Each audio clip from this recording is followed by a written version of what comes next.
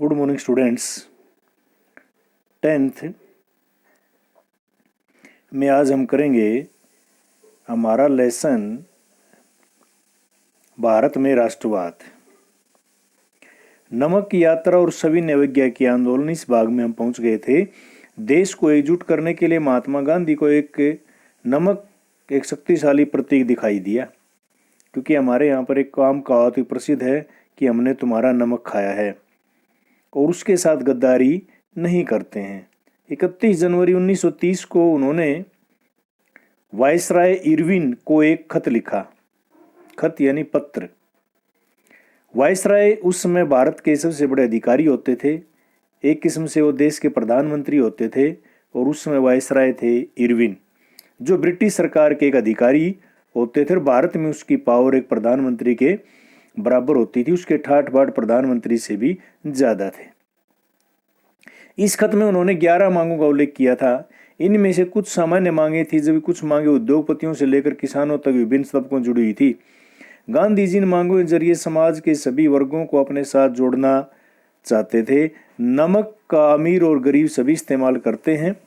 यह भोजन का एक अभिन्न हिस्सा था, इसलिए नमक पर कर और उसके उत्पादन पर सरकारी इजारेदारी को महात्मा गांधी ने ब्रिटिश शासन का सबसे दमनकारी कानून बता। नमक पर जो टैक्स लगाया गया, महात्मा गांधी का यह पत्र एक अल्टीमेटम यानी चेतावनी थी। उन्होंने लिखा था 11 मार्च तक उनकी मांगे नहीं मानी गई तो कांग्रेस सविनय अवज्ञा आंदोलन छेड़ देगी। इरविन झुकने तैयार नहीं थे। फलस्वरूप गांधी जी ने अपने 78 विश्वस्त वॉलंटियरों के साथ नमक सत्याग्रह शुरू किया। यह यात्रा साबरमती में गांधी जी के आश्रम में 240 किलोमीटर दूर दांडी नामक गुजराती तटीय कस्बे में जाकर खत्म होती है। यानी उसके 78 साथी थे। साबरमती आश्रम जो साबरमती नदी के किनारे पर गांधी जी ने बनाया हुआ था, वो वहां से चले पैदल और 240 किलोमीटर दूर दांडी नामक कस्बा जो समुद्र किनारे था वहां गई। गांधी जी की टोली ने 24 दिन तक हर रोज लगभग 10 मील का सफर तय किया। गांधी जी जहां भी रुकते हजारों लोग उन्हें सुनने आते। इन सभाओं में गांधी जी ने स्वराज्य का अर्थ स्पष्ट किया और आह्वान किया कि लोग अंग्रेजों की शांति पूर्वक अवज्ञा करें, यानी अंग्रेजों का कहा न माने। और 6 अप्रैल को वह दांडी पहुंचे और उन्हें समुद्र पानी उबालकर नमक बनाना शुरू किया और इस कानून का उल्लंघन कर दिया। गांधी जी ने सभी ज्ञान आंदोलन शुरू किया, और यह आंदोलन असहयोग आंदोलन के मुकाबले किस तरह अलग था। इस बार लोगों को न केवल अंग्रेजों का सहयोग न करने के लिए वे बल्कि औपनिवेशिक कानूनों का उल्लंघन करने का भी आह्वान किया गया, और देश के विभिन्न भागों में हजारों लोगों ने नमक कानून तोड़ा। देखिए इस चित्र में नमक यात्रा के दौरान महात्मा गांधी के साथ उनके 78 सहयोगी भी गए थे। रास्ते में हजारों लोग यात्रा से जुड़ते चले गए। ये उस समय का फोटो दर्शाया गया है। आंदोलन फैला तो विदेशी कपड़ों का बहिष्कार किया गया, शराब की दुकानों में पिकेटिंग की गई, किसानों ने लगान और चौकीदारी कर चुकाने से इनकार कर दिया, गांव में तैनात सरकारी कर्मचारी इस्तीफे देने लगे, लकड़ी बीनने और मवेशियों चराने के लिए वन आरक्षित जो वन थे उनके अंदर लोगों ने घुसना शुरू कर दिया। इन घटनाओं से चिंतित औपनिवेशिक सरकार कांग्रेसी नेताओं को गिरफ्तार करने लगी और बहुत सारे स्थानों पर हिंसक टकराव हुए। 1930 में जब गांधी जी के समर्थित साथी अब्दुल गफ्फार खान को गिरफ्तार किया गया तो गुस्साई भीड़ सशस्त्र बख्तरबंद गाड़ियों और पुलिस की गोलियों का सामना करते सड़कों पर उतर आई थी और बहुत सारे लोग मारे गए थे। महीने भर बाद जब गांधी जी को भी गिरफ्तार किया गया तो सोलापुर के औद्योगिक मजदूरों ने अंग्रेजी शासन का प्रतीक पुलिस चौकी, नगरपालिका भवन, अदालतों और रेलवे स्टेशनों पर हमले शुरू कर दिए थे, और भयभीत सरकार ने निर्मम दमन का रास्ता अपनाया। शांतिपूर्ण सत्याग्रहियों पर हमले किए गए, औरतों बच्चों को मारा पीटा गया, लगभग 1 लाख लोग गिरफ्तार किए गए। और उन लोगों के साथ बड़ा ही बुरा हुआ। देखिए इसमें एक वर्ड आई, अब खान अब्दुल गफ्फार खान। कौन थे खान अब्दुल गफ्फार खान? खान अब्दुल गफ्फार खान को सीमांत गांधी के नाम से भी जानते थे। वो महात्मा गांधी के परम भक्त थे और उत्तर पश्चिम सीमा प्रांत जो पाकिस्तान और अफगानिस्तान के बॉर्डर पर पड़ता है, वे वहां पर सत्याग्रह का नेतृत्व कर रहे थे और इतिहास में उनको सीमांत गांधी के नाम से जानते हैं, यानी दूसरा उनका नाम है फ्रंटियर गांधी। महात्मा गांधी ने एक बार फिर आंदोलन को वापस ले लिया जब उन्होंने शांतिपूर्ण लोग गिरफ्तार करना शुरू किया और हिंसाएं शुरू हो गई। ये गांधी जी का दूसरा ऐसा आंदोलन था जो उन्होंने वापस लिया। देखो, सत्याग्रहियों पर हमला करती पुलिस, 1930 का एक चित्र दिया गया है। मार्च 1931 को उन्होंने इरविन के साथ एक समझौते पर हस्ताक्षर किए और इस गांधी इरविन समझौते जरिए गांधी जी ने लंदन में होने वाले दूसरे गोलमेज सम्मेलन में हिस्सा लेने में अपनी सहमति दर्ज कराई, क्योंकि पहला जो गोलमेज सम्मेलन था, यानी गोल मेज के ऊपर बैठकर जो बातचीत करते हैं उसको कहा जाता था गोलमेज सम्मेलन।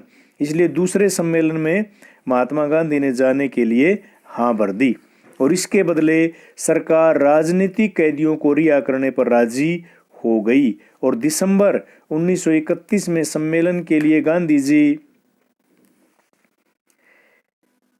लंदन गए और यहाँ वार्ता बीच में टूट गई। यानी दिसंबर 1931 में सम्मेलन के लिए गांधी जी लंदन गए और ये वार्ता बीच में टूट गई और उन्हें निराश ही वापस लौटना पड़ा, क्योंकि गांधी जी की बातों को उन्होंने नहीं माना। यहाँ आकर उन्होंने पाया कि सरकार ने नए सिरे दमन शुरू कर दिया। खान अब्दुल गफ्फार खान, जवाहरलाल नेहरू दोनों जेल में थे। कांग्रेस को गैर कानूनी घोषित कर दिया गया। सभाओं, प्रदर्शनों और बहिष्कार जैसी गतिविधियों को रोकने के लिए सख्त कदम उठाए जा रहे थे। भारी आशंकाओं के बीच महात्मा गांधी ने सविज्ञान आंदोलन दोबारा शुरू किया। साल भर तक आंदोलन चला, लेकिन 1934 तक आते आते उसकी गति मंद पड़ने लगी, यानी लोग दोबारा इसमें शामिल नहीं हुए। देखिए, इस बॉक्स के अंदर क्रांति की इस पूजा वेदी पर हम अपना गौरव यौवन नैवेद्य के रूप में लाए हैं। यानी महात्मा गांधी अपना आंदोलन अलग चला रहे थे और जो देश के नौजवान थे उनका आंदोलन अलग चल रहा था। दोनों का मकसद एक ही था, भारत की आज़ादी। बहुत सारे राष्ट्रवादियों को लगता था कि अंग्रेजों के खिलाफ संघर्ष अहिंसा के जरिए पूरा नहीं हो सकता। 1928 में दिल्ली स्थित फिरोज शाह कोटला मैदान में हुई बैठक, फिरोज शाह कोटला एक स्टेडियम भी दिल्ली में, उसमें इसको फिरोज शाह कोटला मैदान कहा जाता था, बैठक हुई और बैठक में हिंदुस्तान सोशलिस्ट रिपब्लिकन आर्मी की स्थापना की गई और इसके नेताओं में भगत सिंह, जतीन दास, ये जो नाम दिए गए हैं, भगत सिंह, जतीन दास, अजय घोष शामिल थे। देश के विभिन्न भागों में कार्रवाई करते हुए HSRA ने ब्रिटिश सत्ता के कई प्रतीकों निशाना बना। Hindustan Republic socialist Republic army, इसको बोलते थे HRA। 1929 में भगत सिंह और बटुकेश्वर दत्त ने लेजिस्लेटिव असेंबली में बम फेंका और उसी साल उस ट्रेन को उड़ाने का प्रयास किया जिसमें लॉर्ड इरविन यात्रा कर रहे थे। और जिस समय भगत सिंह पर मुकदमा चला, उन्हें फांसी दी गई। उस समय उनकी उम्र केवल 23 साल थी और अपने मुकदमे के दौरान भगत सिंह ने कहा था कि वे बम और पिस्तौल की उपासना नहीं करते बल्कि समाज में क्रांति लाना चाहते हैं। 23 साल के नौजवान ने देश के युवाओं के अंदर एक जोश भरा कि अंग्रेजों के साथ लड़कर ही हम आज़ादी ले सकते हैं, केवल अहिंसा के दम पर आज़ादी नहीं ली जा सकती। और उनके आज भी भगत सिंह हर हिंदुस्तानी के दिलों में जिंदा हैं। शहीद आजम भगत सिंह। क्रांति मानव जाति का जन्मजात अधिकार है जिसका अपहरण नहीं किया जा सकता। स्वतंत्रता प्रत्येक मनुष्य का जन्मसिद्ध अधिकार है। श्रमिक वर्ग ही समाज का वास्तविक पोषक है। जनता की सर्वोपरि सत्ता की स्थापना श्रमिक वर्ग की अंतिम लक्ष्य है। इन आदर्शों के लिए और विश्वास के लिए हमें जो भी दंड दिया जाएगा हम उसका सहर्ष स्वागत करेंगे और क्रांति की इस पूजा वेदी पर हम अपना यौवन नैवेद्य के रूप में लाए हैं। यानी जब हवन कुंड बनाते हैं उसको बोलते हैं पूजा वेदी। उसमें जो सामग्री डालते हैं उसमें अपना जीवन डालने के लिए तैयार हैं, क्योंकि ऐसे महान आदर्श के लिए बड़े से बड़ा त्याग भी कम है। हम संतुष्ट हैं और क्रांति के आगमन की उत्सुकता पूर्वक प्रतीक्षा कर रहे हैं। इनकलाब जिंदाबाद। भगत सिंह, बटुकेश्वर दत्त। बम्बकांड पर सेशन कोर्ट में बयान। 6 जून 1929 को दिल्ली। भगत सिंह और उसके साथियों के दस्तावेज। जगन मोहन सिंह चमनलाल से उद्धृत राजकमल पेपर पैक्स दिल्ली 2005 में, यानी उस समय जो कोर्ट के अंदर बयान दिए गए थे ये उसमें छपे हैं। यानी दो समानांतर विचारधाराएं देश की आज़ादी में लगी हुई थी। एक थे महात्मा गांधी जो अहिंसा के बल पर देश को आज़ाद कराना चाहते थे। एक थे भगत सिंह, राजगुरु, सुखदेव, बटुकेश्वर दत्त, लाला लाजपत राय और चंद्रशेखर आज़ाद, सुभाष चंद्र बोस जैसे लोग अंग्रेजों से लड़ करके मुकाबला करके अपने देश को आज़ाद कराना चाहते थे। तो दोनों धाराएं एक साथ चल रही थी। अगले भाग के अंदर हम इसको और अच्छी तरह से जो आगे इसमें दी गई हैं उन चीज़ों को बड़ी डिटेल से पढ़ेंगे। Thank you.